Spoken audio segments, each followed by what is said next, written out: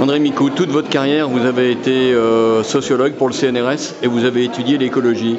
Alors ce soir, au terme d'une soirée sur écologie et spiritualité, à Pélussin dans la Loire, c'était le 2e festival du cinéma œcuménique, on s'est interrogé sur la capacité de changer le monde. Faut-il passer par le changement intérieur d'abord, une conversion personnelle, spirituelle, ou faut-il déjà changer la société?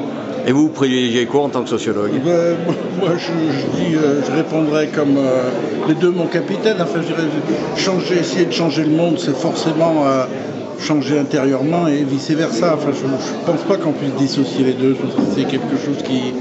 Enfin, je pourrais raconter mon histoire. Moi, qui par exemple considérais que les amis des animaux, c'était des mémères à chats.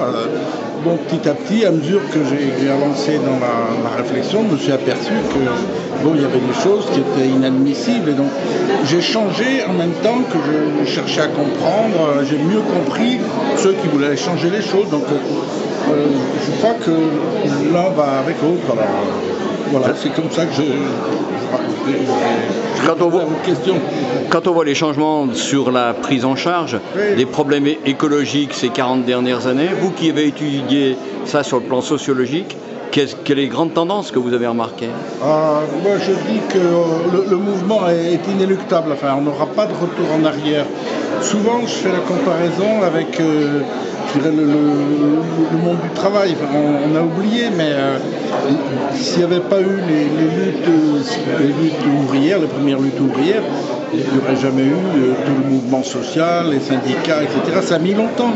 Et par rapport aux jeunes gens aujourd'hui qui me disent mais il ne se fait rien du tout, je leur dis mais attendez, moi il y a 40 ans, on n'en parlait pas de tous les sujets dont on parle aujourd'hui.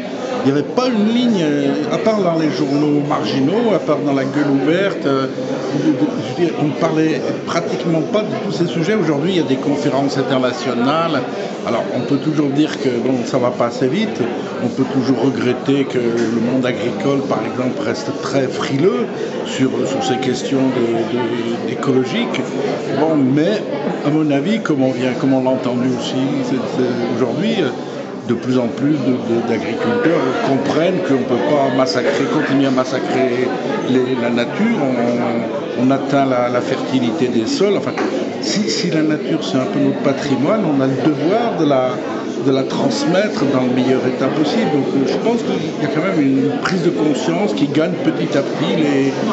Alors, il y a toujours des gens, comme les multinationales, ceux qui risquent de perdre, qui s'arc-boutent, qui essayent de défendre leurs privilèges, leur position.